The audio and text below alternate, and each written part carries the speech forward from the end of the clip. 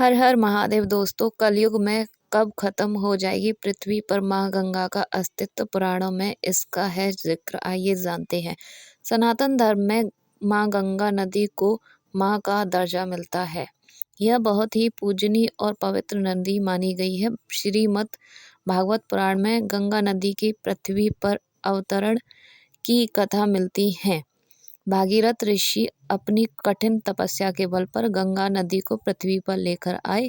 Gangotri glacier से यानी गोमुख से पिघलकर निकलने वाली माँ गंगा नदी धीरे धीरे अब लुप्त हो रही है। वैज्ञानिक दृष्टि से भी माँ गंगा नदी का जल स्तर अब कम होता जा रहा है।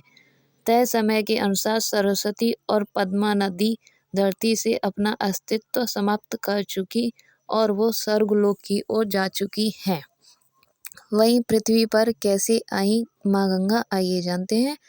धरती पर माँ गंगा की आगमन की कहानी में बताया जाता है कि राजा भागीरथ ने अपने पूर्वजों को मोक्ष दिलाने के लिए हिमालय पर कठोर तपस्या की।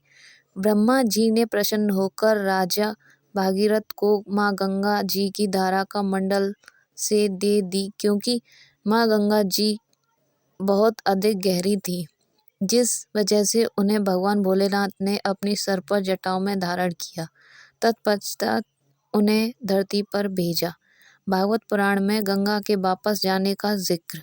श्रीमद् भागवत पुराण में माता गंगा को स्वर्ग में वापस जाने का जिक्र मिलता है। इस ग्रंथ में भगवान विष्णु ने नारद जी को बताया है कि कलयुग में 5000 साल बीतने के पश्चात जब धरती पर पाप का बोझ बहुत अधिक बढ़ जाएगा और धर्म हानि होने लगेगी, लोगों की मन में लालच और वासना, छल छिद्र कपट का वास होगा।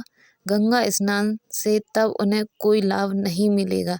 ऐसी स्थिति में माँ गंगा पूर्ण रूप से स्वर्गलोक को लौट जाएंगी।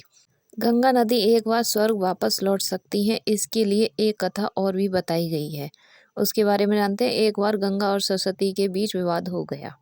बीच बचाव के लिए लक्ष्मी जी आई, लेकिन सरस्वती ने उन्हें वृक्ष और नदी के रूप में पृथ्वी पर पापियों का पाप स्वीकार करने का श्राप दे दिया। वहीं इसके बाद गंगा और सरस्वती ने एक दूसरे को नदी के रूप में पृथ्वी पर रहने का श्राप दे दिया। भगवान विष्णु ने कहा कि जब कलयुग के 5000 साल पूरे हो जाएंगे, तब तीनों देवियां वापस अपने अपने स्थान पर लौट जाएंगी। गंगा नदी से जुड़ी कुछ और भी बातें। पौराणिक कथा के मुताबिक गंगा नदी करीब 14000 साल पहले पृथ्वी पर आई थी। राजा भागीरथ की तपस्या से प्रसन्न होकर गंगा नदी पृथ्वी पर आई थी। भगवान शिव ने गंगा को धरती पर उतारने के लिए अपनी जटाओं में भी उतारा था। गंगा नदी की जलापूर्ति करने वाले हिमनद की 2030 तक खत्म होने की भी आशंका है। गंगा से पहले भारत में बहती थी ये नदी। शोध के अनुसार गंगा नदी से पहले सरस्वती नदी का भी अस्तित्व था। वैदिक सभ्यता में सरस्वती ही सबसे बड़ी और मुख्य नदी थी। ऋग्वेद में सरस्वती नदी का भी उल्लेख मिलता है और इसकी महानता को भी दर्शाया गया है। महाभारत में भी सरस्वती का उल्लेख मिलता है और कहा गया है कि यह गायब भी हो गई नदी है। जिस स्थान पर यह नदी गायब हुई, उस स्थान को विनाशना नाम भी दिया गया। इस नदी के किनारे ब्रह्मावर्त था, कुरुक्षेत्र था, लेकिन आज वहाँ जलाशय है। जानकारों के अनुसार प्राचीन समय में सतलुज और यमुना सरस्वती नदी में आकर ही मिलती थी। माना गया है कि प्रयाग में गंगा, यमुना और सरस्वती का मिलन होता था, इसीलिए इसे त्रिवेणी संगम भी कहते हैं। सरस्वती नदी का उद्गम स्थान। वैदिक धर्म ग्रंथों के अनुसार धरती पर नदियों की कहानी सरस्वती से ही शुरू होती है।